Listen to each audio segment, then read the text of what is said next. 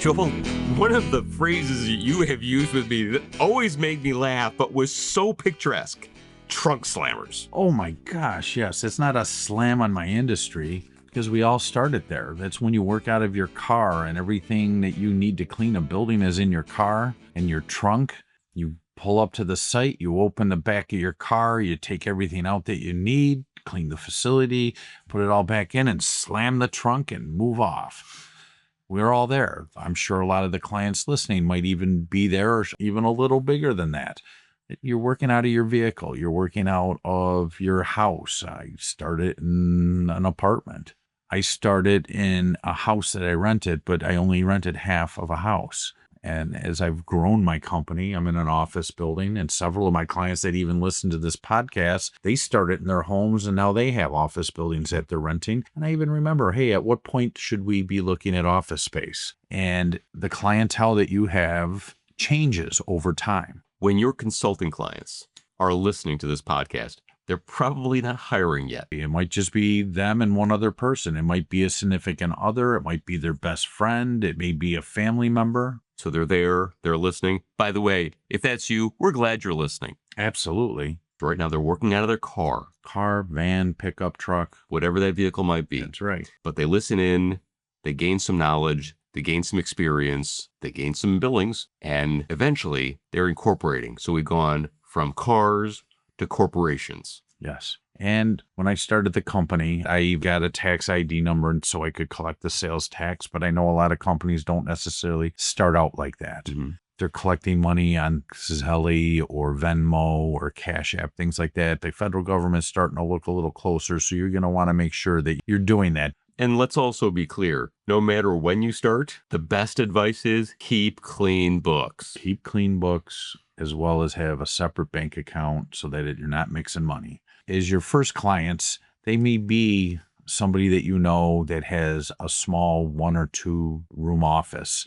That might be in a building, it might be in a strip mall, and it might be your doctor's office, your chiropractor's office, your dentist's office. I know a lot of companies that start out with the people that they in turn give money to sometimes become their first clients. Mm-hmm. So everybody wants to save $1. Well, what if I pay you cash? Because I was asked that often when I first started. Well, what if, okay, that's your price, but what if I pay you in cash? What's that price? And again, that's early on. Low risk, high reward, so to say. But if you want to really develop your company and get to a point where you're doing $250,000 a year in business or more, that you can't work with cash clients. It's hard to track the money, the sales tax, all that.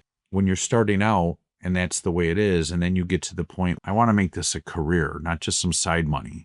Now you're starting to think about, how do I have to structure my company legally to protect myself and protect the income and protect the assets of my company? Am I a DBA? Am I an LLC? Am I going to become a corporation? And at those points, you talk to an attorney and get the guidance there. But now you're starting to become something a little bit more substantial. Now you might be looking at, I'm going to have an area in my house that's going to become my real office. Or early on, I bartered for a 100 square foot office and bartered and trade some cleaning for some space. So I was out of my house and worked towards growing my business, because me personally, I had a hard time working out of my home. There was distractions. The laundry has to be done. The house needs to be cleaned. Oh, RG&E here, the Rochester Gas and Electric was knocking on the door, to look at the meters. Oh, the neighbors stopped by. Oh, this happened, that happened. The phone rang. Whatever it was, the distractions kept me away from growing my business. So moving into just a 100 square foot office, I more than 100% increased my business in 1 year, because now I was focused on the fact that I'm in an office. I have to look professional. I have to act professional. Mm-hmm. I need to be more professional. I got all the proper insurances. I made sure I had my workers' comp. I made sure I had my liability insurance. I talked to an agent.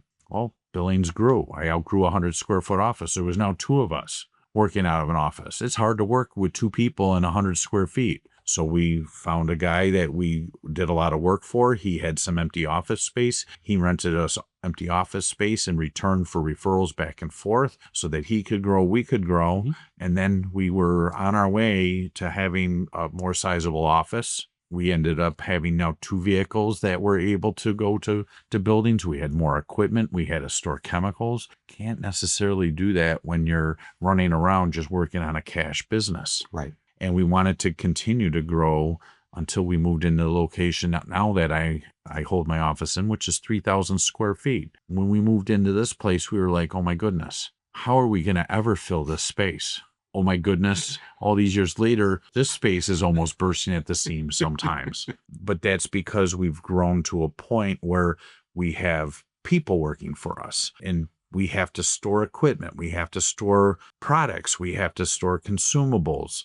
We have a training room so we can train people. So as you start to grow, the expectations of your clients change. The types of clients that you have are going to change. You're no longer working with cash customers. Now you're working with clients that are larger, that might be calling you up and asking you, hey, your insurance is expiring in a month. I need your new certificate. I need this. I need that. Oh, by the way, you're working on a T&M, time and materials. Can you show us all the documentation that these people actually punched into these job sites? Well, got to find a payroll company that has geofencing that's done properly so that you can show that your person was actually there from the times that you billed for that person being in that space. These are all things as you grow, you have to start thinking about. And this goes back to another episode that we had about all the hats that we wear as a business owner. And now I've been able to, the last many years, be right around that $1 million mark and continue to grow. And every year we've grown. And that's because we have run ourselves to be more professional.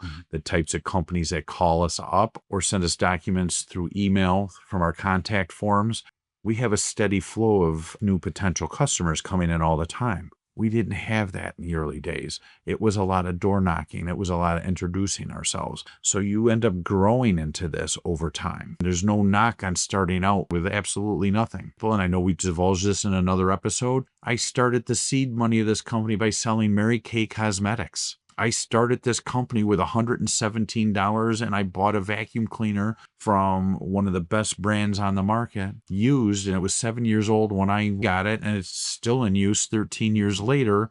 It's not an everyday vacuum cleaner, it's my emergency vacuum cleaner. You know, Joel, I also look back at one of the other episodes, actually 3 of the other episodes we have, breaking 250, breaking 500,000, breaking $1 million. What are those expectations then for our owner who's listening in? You know, they're on the cusp of that. They've finished being the trunk slammer. They finally come to the conclusion that while they were the owner, and even if they kept good records, having someone hand you cash as the owner is much different than having them hand one of your employees cash.